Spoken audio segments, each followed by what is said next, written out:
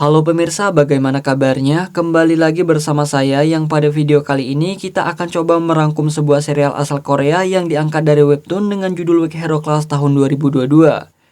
Oke, tanpa basa-bacot dan seperti apa ceritanya, mari kita bahas dan selamat menyaksikan. Kisah diawali dengan memperlihatkan sekolah SMA di Korea yang di situ ada salah satu anak kelas 1 bernama Yen Si-eun, di mana Si-eun ini bisa dinilai merupakan siswa yang sangat serius dalam belajar juga cukup berprestasi.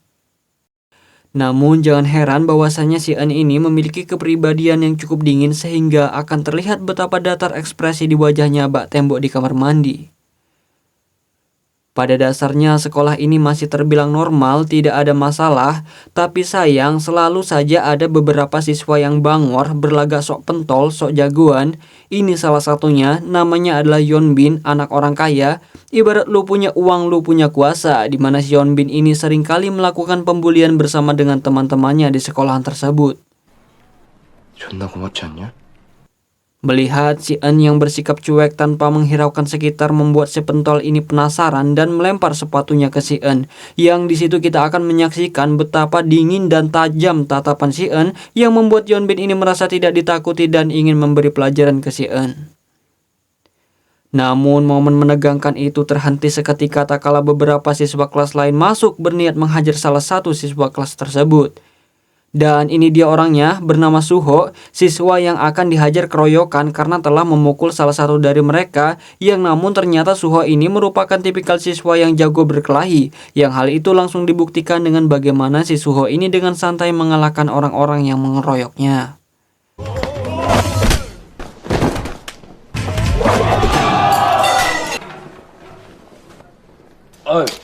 미안하다.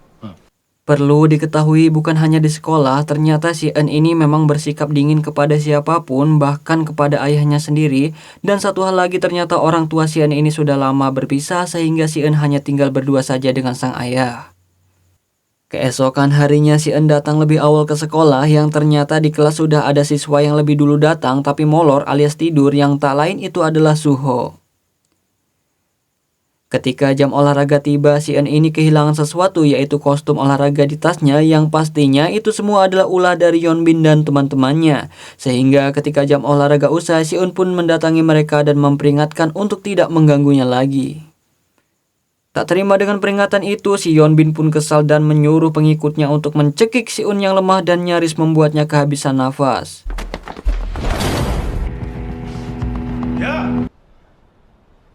Keesokan harinya mereka kedatangan murid pindahan, ini dia mukanya, namanya adalah Bumsuk. Nah, berdasarkan analisian, si Bumsuk ini terlihat cupu ya, yang dimana dia ini tampaknya akan menjadi salah satu sasaran korban pembulian anak-anak pentol itu selanjutnya. Singkat cerita, malam pun tiba. Sementara Si-eun dan siswa lainnya fokus belajar, bahkan sampai ikut les matematika demi bisa mendapatkan nilai yang bagus, si Yeonbin dan pengikutnya malah asik party di klub malam, meminum minuman keras, bahkan bermain-main dengan obat-obatan terlarang yang sangat tidak pantas untuk seusianya. Obat-obatan tersebut mereka dapatkan dari pengedarnya langsung, yaitu Sokdae, sekaligus Sokdae ini merupakan sepupu dari Yeonbin.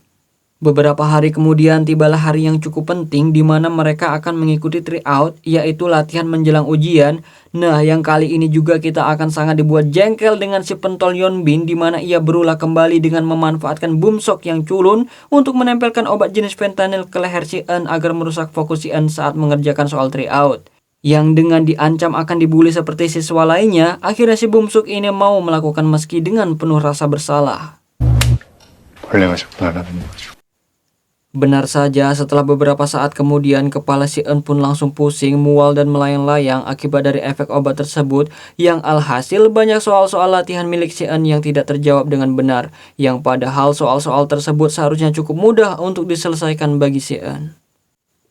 Dan dari sinilah kita akan menyaksikan ketika kesabaran seorang Si-eun sudah habis, di mana Si-eun ini menggunakan kemampuan memprediksinya untuk menghajar Yeonbin dan kerucu-kerucunya sampai menjadi babak belur.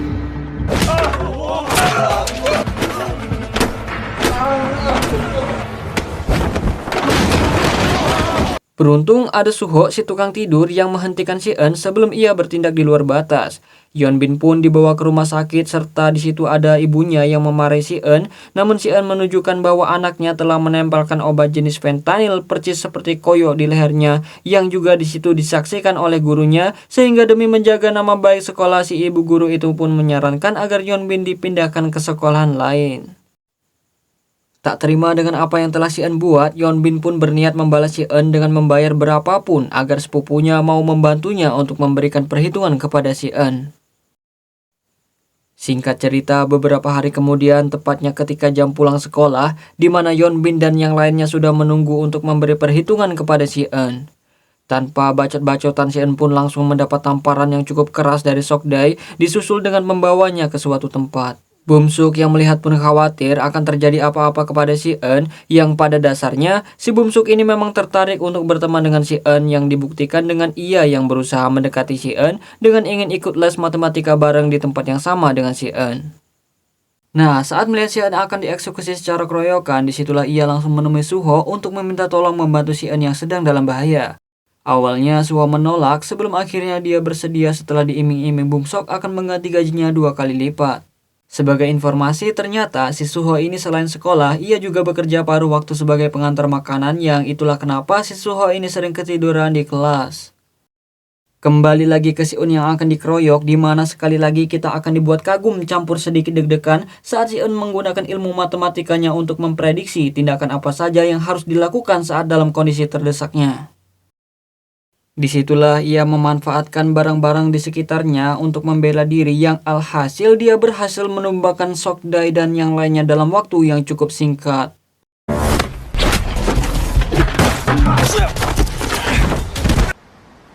Namun sayang, ketika si Eun sedikit saja lengah, disitulah Sokdae yang mempunyai tubuh besar dengan cepat menghajar si Eun dan membalikan keadaan. Ketika pengeroyokan sedang terjadi, disitulah Suho dan Bumsuk datang menolong sehingga terjadilah pertarungan sedikit epik antara Suho dan Sokdae yang sama-sama bisa dibilang jago dalam berkelahi.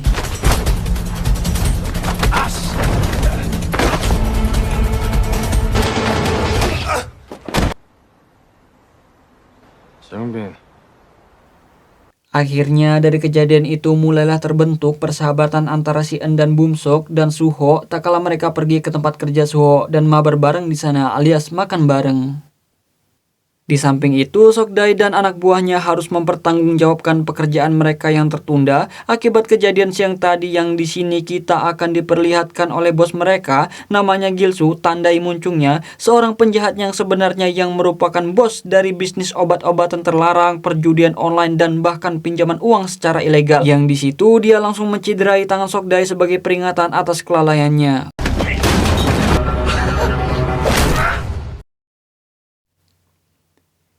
Beberapa hari kemudian ketika si Eun pulang les, tak sengaja ia bertemu dengan seorang gadis, salah satu anak buah Gilsu, namanya adalah Yongli, yang mana si Yongli ini adalah tipikal gadis yang sok akrab, sok dekat, ditambah si Eun yang polos, dan akhirnya terjadilah mereka berdua ini makan bareng di malam itu.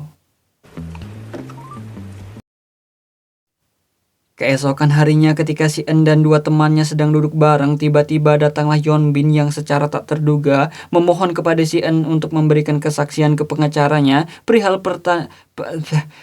fentanyl tempo hari. Yang karena si Eun ini merasa kasihan dan dikira setelah ini mereka akan berhenti mengganggunya, maka si Eun pun bersedia menemui pengacaranya. Tapi ternyata yang mereka temui bukanlah seorang pengacara, melainkan Gilsu dan kroconya. Ya, ternyata si Eun dan dua temannya dijebak oleh Yeonbin agar si penjahat Gilsu bisa menemui mereka untuk memberi perhitungan atas kejadian yang tempo hari.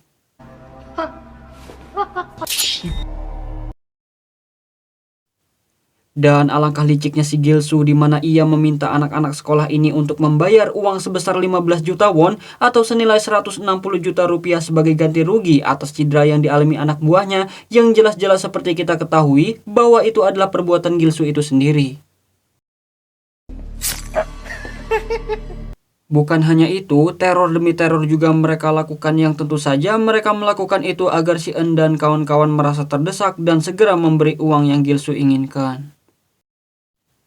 Akhirnya hal yang nekat pun dilakukan, di mana si Bumsuk mengambil jam tangan ayahnya yang mahal dan menjualnya dengan harapan agar masalah mereka cepat selesai. Namun hal tersebut sangat tidak disetujui oleh Suho dan Si-eun, di mana mereka lebih memilih mencari jalan keluar yang lain tanpa harus membayar si penjahat itu. Si-eun yang cerdas pun kembali menemui Yongli untuk mencari tahu semua seluk-beluk si Gilsu, yang dimana sebenarnya mereka yaitu Yongli, Sokdae, dan lainnya ini dipaksa untuk menjalankan bisnis-bisnis ilegalnya si Gilsu, yang apabila mereka menolak maka si Gilsu tidak akan segan-segan untuk mengancam keselamatan mereka. Maka dapat disimpulkan bahwa jalan keluar satu-satunya bagi Si-eun saat ini adalah dengan melaporkan si Gilsu ke kantor polisi. Namun jelas untuk bisa melaporkan si Gilsu ini ke polisi, maka dibutuhkan bukti-bukti yang kuat semacam berkas-berkas bukti transaksi, file-file rahasia si Gilsu ataupun lainnya, yang si Yongli juga tidak tahu di mana si Gilsu ini menyimpannya. Disitulah si Suho memberanikan diri untuk menjadi umpan dengan mau dibawa ke lokasi di mana si Gilsu bersarang alias markas persembunyiannya. Sokdae dan beberapa anak buahnya pun disuruh menunggu untuk mengawasi Si-eun dan Bumsuk.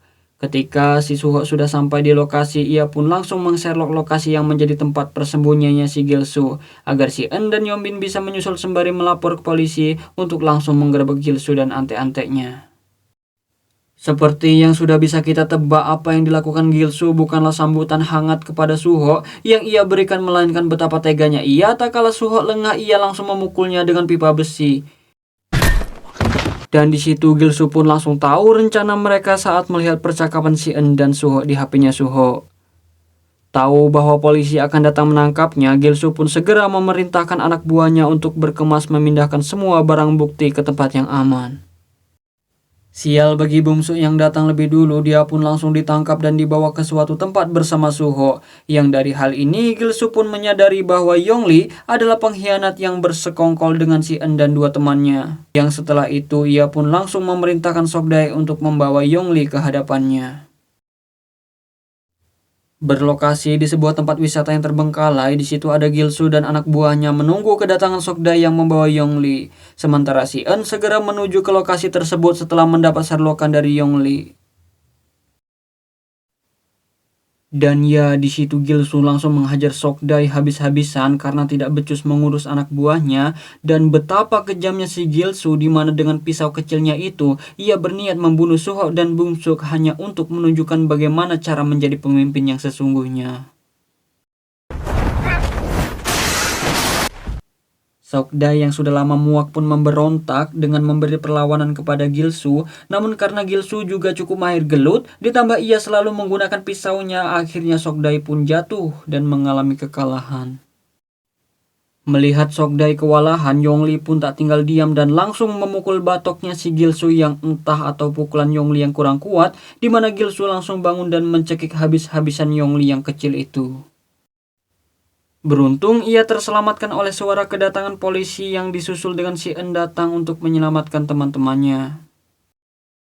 Namun tak lama Gilsu pun datang lagi setelah ia tahu bahwa suara tersebut bukanlah polisi, melainkan bunyi dari HP-nya Si-eun yang sengaja dipasang untuk mengelabui Gilsu dan anak buahnya. Sehingga terjadilah pertarungan antara Si-eun dan kawan-kawan melawan Gilsu dan anak buahnya.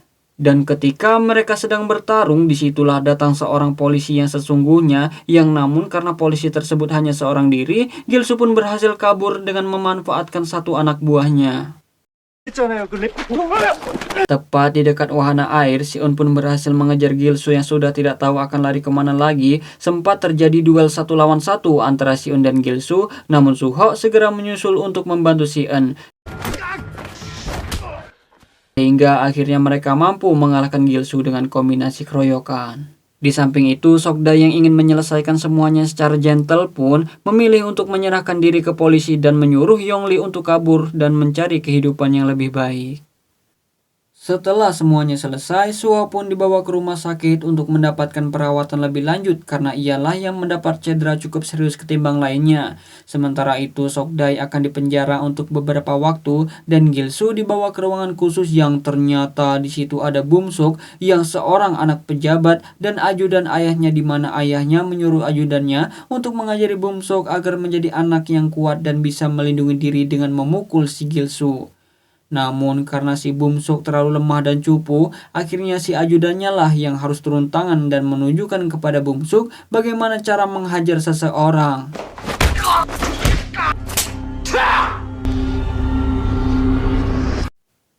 Setelah Suho sedikit pulih dan di situ juga ada Yongli sebagai sahabat baru mereka, si Bungsuk malah dihajar oleh sang ayah sebagai pelajaran atas masalah yang sudah terjadi dan sebagai peringatan agar Bungsuk bisa menjadi anak yang lebih kuat yang bisa melindungi diri sendiri seperti apa yang bapak pejabat itu harapkan. Tamat. Pesan yang bisa diambil dari film ini adalah jangan pernah meremehkan orang yang terlihat lemah. Tapi perlu diketahui teman-teman, yang saya rangkum ini hanya episode 1-4 saja ya. Untuk sisanya akan kita hadirkan lagi di video selanjutnya. Oke, cukup sekian. Mohon maaf atas segala kekurangan dan wassalamualaikum warahmatullahi wabarakatuh.